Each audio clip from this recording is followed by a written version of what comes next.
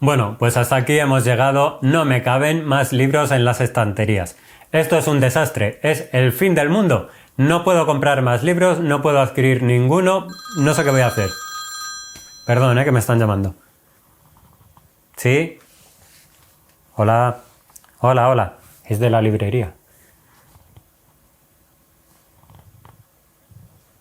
Que os ha llegado el coleccionable con las 100 obras esenciales de la literatura latinoamericana del siglo XX. Que si los quiero. Resérvame 2 ejemplares de cada libro.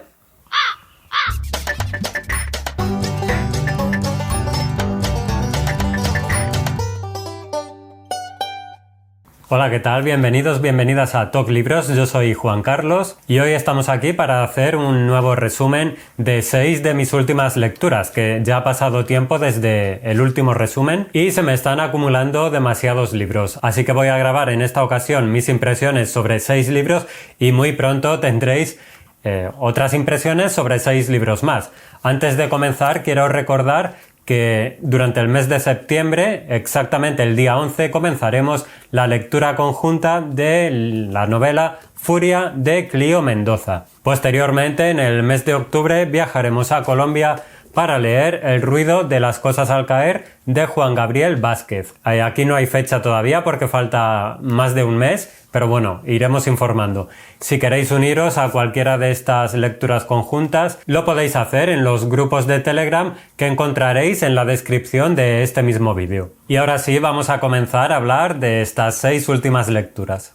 El primer libro que os traigo, del que os voy a hablar, es Me verás caer. Es el último libro publicado por Mariana Trabacio, nuevamente por las afueras, y aquí nos alejamos de los paisajes secos y áridos de Como si existiese el perdón y Quebrada, aunque los vamos a encontrar de manera un tanto más emocional en las mujeres protagonistas de estos cuentos. Porque sí, se trata de un volumen con 5 relatos, todos ellos protagonizados por mujeres que parecen estar en la antesala del derrumbe, en ese silencio que precede a una explosión. En estos cuentos, una de esas mujeres se intenta relacionar con su madre, que está cerca de la vejez, y acaba además de sufrir un accidente donde se le han quebrado las muñecas y los dientes. Otra de las mujeres está casada con una leyenda del tango argentino.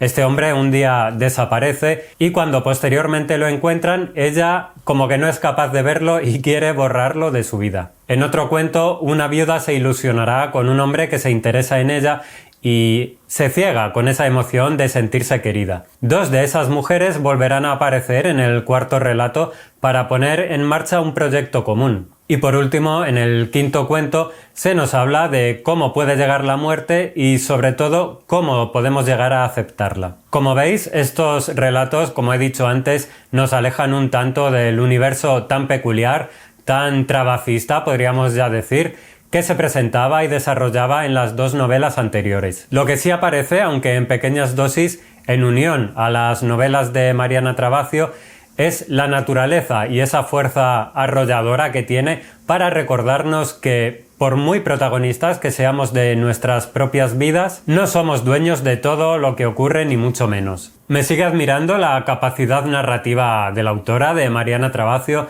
y esa manera que tiene de conseguir darle una importancia máxima a lo que no aparece en los relatos, aun siendo parte de ellos, y una parte además muy importante. El uso de las comas es una de las armas con las que Mariana Trabacio consigue la cadencia musical de gran parte de sus pasajes. Ello te obliga a pausar, aunque no quieras, y leer al ritmo que mejor le va a la narración. Y si no me creéis, no tenéis más que probar a leer en voz alta para comprobarlo. Bueno, a falta de leer Figuras infinitas, creo que Me verás caer es sin duda el mejor libro de relatos que la autora ha escrito.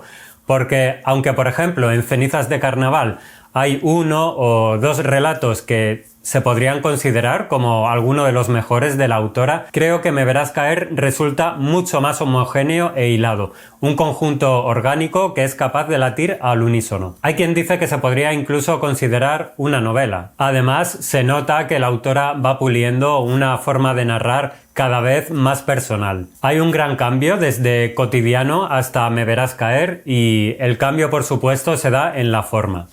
Por cierto, Cotidiano, aquí lo tenemos, también lo he leído recientemente, pero os hablaré de él en el próximo resumen de lecturas. En definitiva, Me verás caer me ha parecido, pues lo que viene siendo habitual, un librazo. Y nada, otro regalo increíble de Mariana Trabacio y de Las Afueras.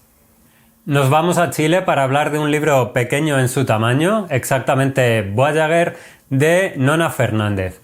Este ensayo parte a través del descubrimiento de una singular similitud, y es que cuando la narradora, que es la propia Nona Fernández, acompaña a su madre a realizarse unos exámenes neurológicos, se percatará de que la actividad del cerebro de su madre que se muestra en el monitor médico se asemeja bastante a ciertas imágenes estelares y astronómicas que Nona Fernández tiene en su imaginario. A partir de ahí, la autora elabora un texto sobre los recuerdos, sobre lo que pasa cuando estos abandonan el cajón de la memoria y se van al olvido, o por ejemplo, ¿qué es lo que ocurre con lo que olvidamos? ¿A qué recóndito rincón de nuestro cerebro se van esas cosas olvidadas o los silencios de las conversaciones? Todo esto lo vamos a encontrar en este libro. Además, se reflexiona sobre cuánto avanzan las sociedades o la tecnología, pero cómo, a pesar de ello, seguimos regidos por las estupideces que sueltan los que mandan y que, desgraciadamente, creemos a pies juntillas. Bien, estamos trabajando en ello.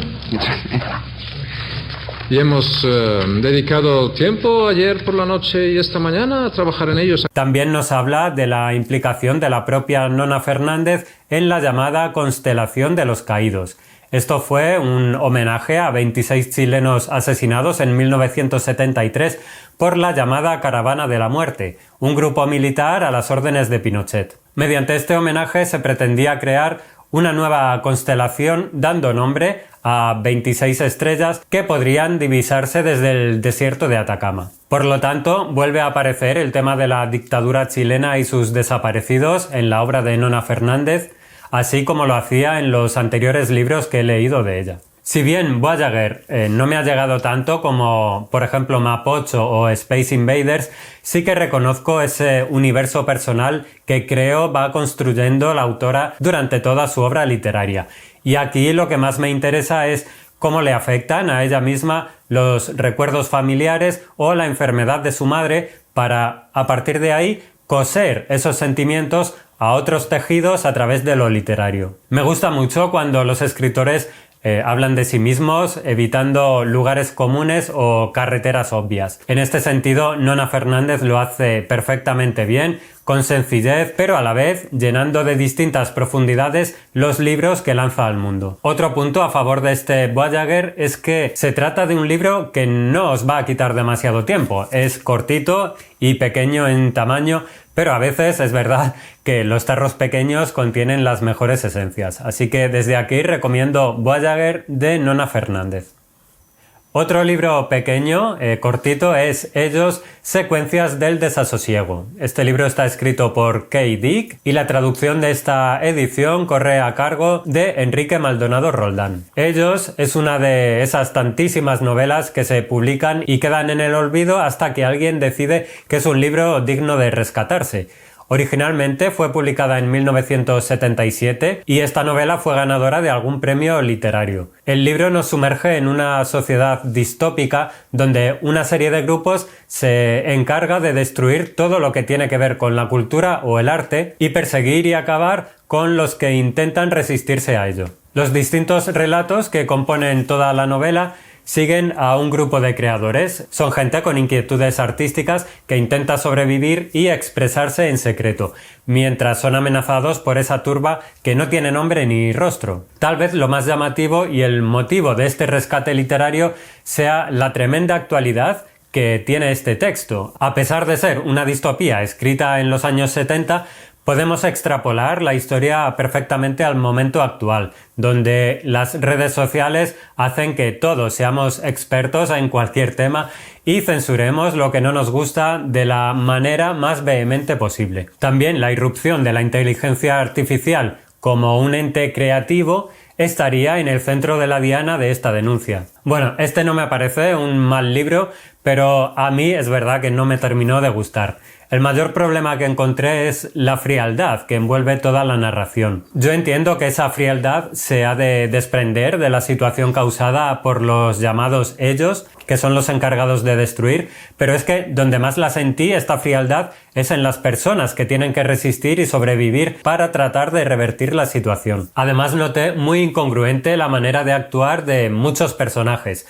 De repente veía como que se comportaban como niños traviesos, quitando importancia al peligro en el que viven continuamente. Incluso cuando algún compañero o algún amigo muere, no muestran sensibilidad alguna. De esa forma, ¿cómo pueden estar en rebeldía?, me pregunto yo. Tal vez se nos quiere mostrar que ya todos son en parte esos ellos, pero lo cierto es que no creo que esté del todo bien resuelto. Los diálogos tampoco me han terminado de conectar a la historia. A veces sentía que todo se quería sobreexplicar y a pesar de ello quedaba cierto dejo de confusión. Sí que reconozco el valor literario de plantear un escenario como el que muestra esta novela y hacerlo intentando generar una atmósfera asfixiante casi a cielo abierto. Creo que eso está muy logrado y no es nada fácil. De hecho, creo que un escritor mediocre no lo habría conseguido. Pero personalmente hay algo que no me ha funcionado con este libro, que por otra parte, como he dicho, es bastante breve. Yo lo leí en lectura conjunta en Petit Comité y hubo opiniones bastante dispares.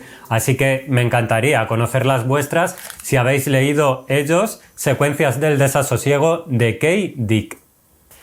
Bueno, nos vamos ahora a Argentina para hablar de No es un río, de Selva Almada. Esta es una novela que explora el universo masculino, la amistad, la violencia y la naturaleza en una zona rural de Argentina. La historia se centra en varios personajes. Enero y el Negro son dos amigos que llevan a pescar al hijo de su amigo Eusebio, quien se ahogó en el río años atrás. En las conversaciones que tienen van a ir aflorando los recuerdos que parecen estar siempre amparados en ese río, que es testigo de momentos de amistad, felicidad, fiestas y también violencia y acontecimientos trágicos. Durante la narración conoceremos cómo falleció Eusebio, la relación a veces un tanto viciada que tienen los amigos entre sí, o los amoríos de unas hermanas adolescentes a las que el destino les tiene preparada una cruel jugarreta. Bueno, el libro me ha gustado mucho, es otro de esos libros breves pero potentes,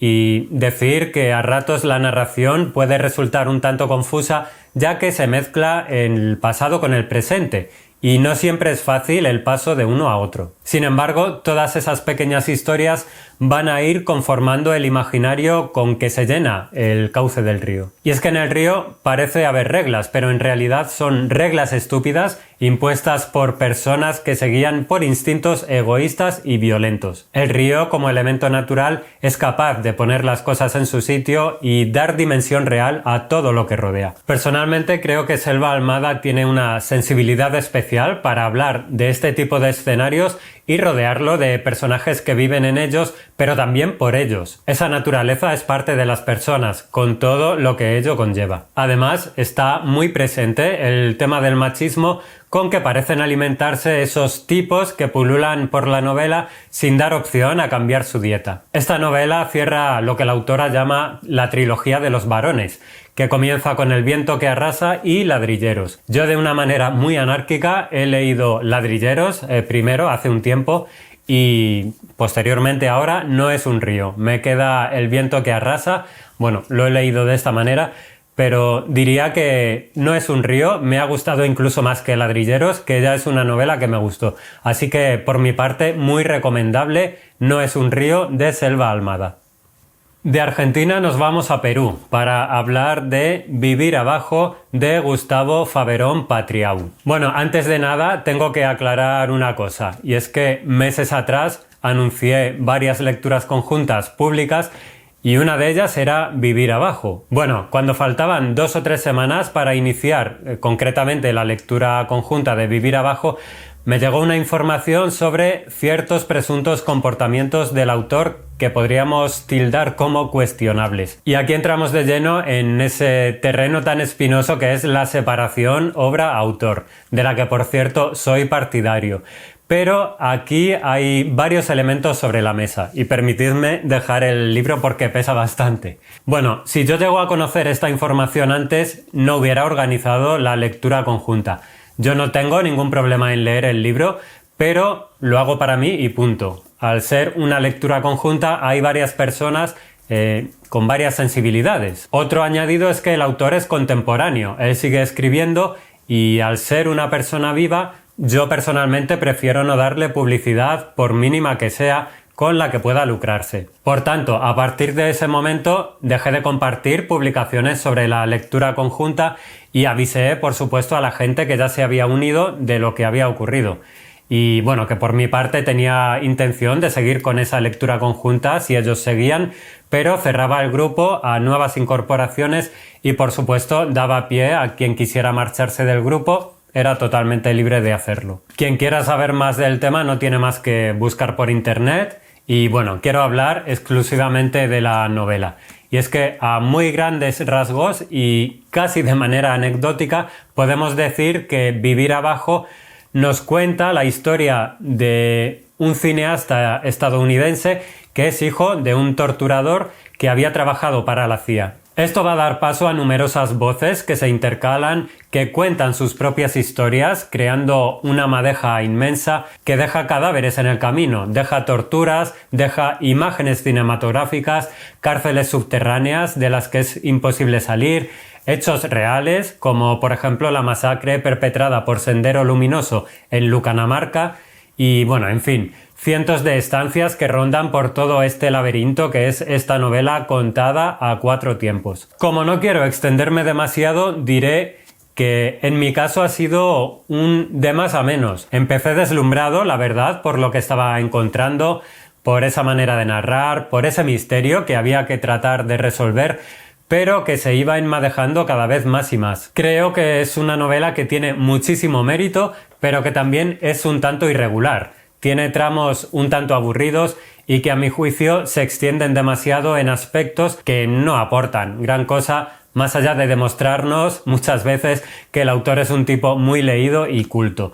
Eso es algo que a mí personalmente no me gusta nada y por desgracia aquí lo he encontrado de vez en cuando. Otra cosa que para mi gusto no está bien resuelta es que a veces los personajes se lanzaban a contar sus propias historias o incluso alguna ajena de manera un tanto arbitraria y metida con calzador para mi gusto. Yo creo que con el afán de no dejar cabos sueltos, y el problema es que lo hacían todos con la misma voz que hacía que fuesen totalmente indistinguibles. En lo bueno, porque en definitiva me pareció una muy buena novela, creo que todo es un gran puzzle que habla sobre la duplicidad como gran tema y sobre los errores tan absurdos que pueden llegar a ser el objetivo de una vida entera. El juego de matrioscas, que parece no acabar nunca, está muy bien desarrollado y creo que el puzzle queda bien ensamblado al final. Tal vez incluso con demasiado pegamento o sobreexplicación. Para mí el gran pero que tiene esta novela, lo que hace que no haya sido lo que yo esperaba, es algo que podría definir en una sola palabra: artificiosidad. Y es que creo que todo está demasiado medido. Todo se une correctamente, pero de una manera nada orgánica, a mi parecer. Me faltó aire en el libro. Me hizo sentir que estaba conectado a un respirador artificial, a un tanque de oxígeno, en vez de poder respirar de una manera mucho más natural. Es el símil que podría hacer en cuanto a mi percepción.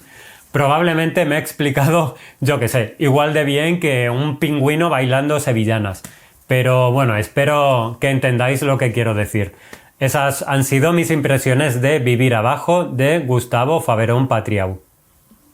Y terminamos con un libro mucho más corto que Vivir abajo.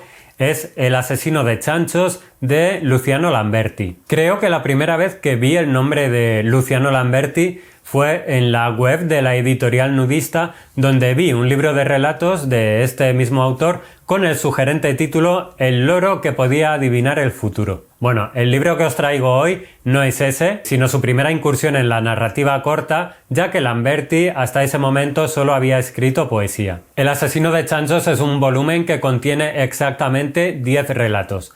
En uno de ellos, dos parejas van a pasar unos días a una casa rural a relajarse y ya de paso a intentar arreglar algunos de sus problemas amorosos. Uno de ellos, el narrador, nos cuenta cómo la tensión entre las parejas va subiendo de tono.